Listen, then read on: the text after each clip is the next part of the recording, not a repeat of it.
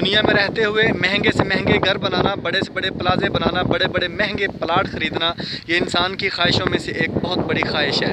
ابھی جس جگہ پر میں کھڑا ہوں یہ میں آپ کو بتاتا چلوں کہ دنیا کے مہنگے ترین ہاؤسنگ سوسائٹیز جو ہیں ان سب سے یہ مہنگی ایک جگہ ہے، جس جگہ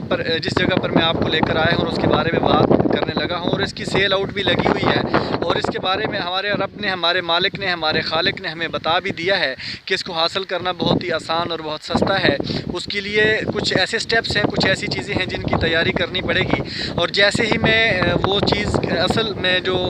کالونی ہے، جو ایک جگہ ہے جس کے بارے میں دعویٰ کر رہا ہوں کہ دنیا کی مہنگی ترین ہاؤسنگ سوسائٹیز میں سے ایک ہے، تو اس کے بارے میں بتانے سے پہلے جب میں دکھا دوں گا تو آپ خود ہی اندازہ لگا لیں گے۔ ابھی یہ دیکھیں، میرے پیچھے یہ دیکھیں،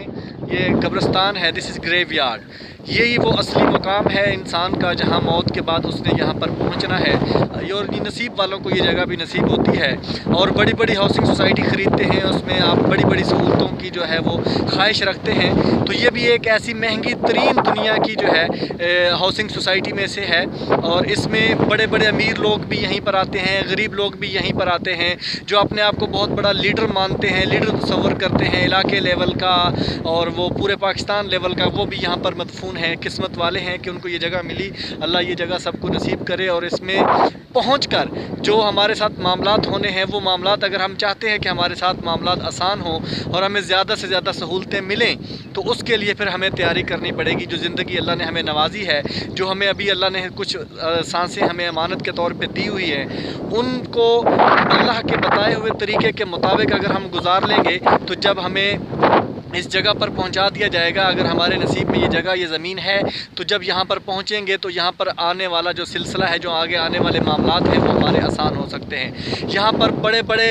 امیر لوگ بھی مدفون ہیں، بڑے بڑے غریب لوگ بھی مدفون ہیں، بڑے لیڈر لوگ بھی مدفون ہیں، بڑے علماء، بڑے استاد، بڑے بڑے لوگ جو دنیا میں رہتے ہوئے شاید اپنے آپ کو سمجھتے تھے کہ ہم بہت بڑے لیڈر ہیں، ہم دنیا میں انقلاب لا سکتے ہیں، ہم بڑے لوگوں کو کنٹرول کر سکتے ہیں، اور وہ لوگ جنہوں نے اپنی زندگی کو خاموشی سے گزار دیا، بڑی شرافت سے گزار دیا، وہ بھی لوگ یہاں پر پہنچے ہیں، اور ان کے بعد کیسے معاملات ہو رہے ہیں وہ جانتے ہیں، ان کا رب جانتا ہے۔ ہم ان کے لیے صرف دعا کر سکتے ہیں کہ اللہ تعالیٰ ان کا جو یہ قبر کا سفر ہے وہ آسان کرے، اور ان کے قبر کا عذاب سے محفوظ رکھے، اور ان کا جو آگے قیامت تک جو ایک سفر ہے وہ بھی آسان ہو، محفوظ ہو، اور ایک خوشگوار ہو اللہ تعالیٰ کے نزدیک، اور اللہ تعالیٰ ان قبرستان میں جتنے مسلمان ہمارے مدفون ہیں ان سب کی مغفرت کرے، بخشش کرے، اور روز قیامت حضور نبی کریم صلی اللہ علیہ وسلم کی شفاعت نصیب عطا کرے۔ اور جو ہم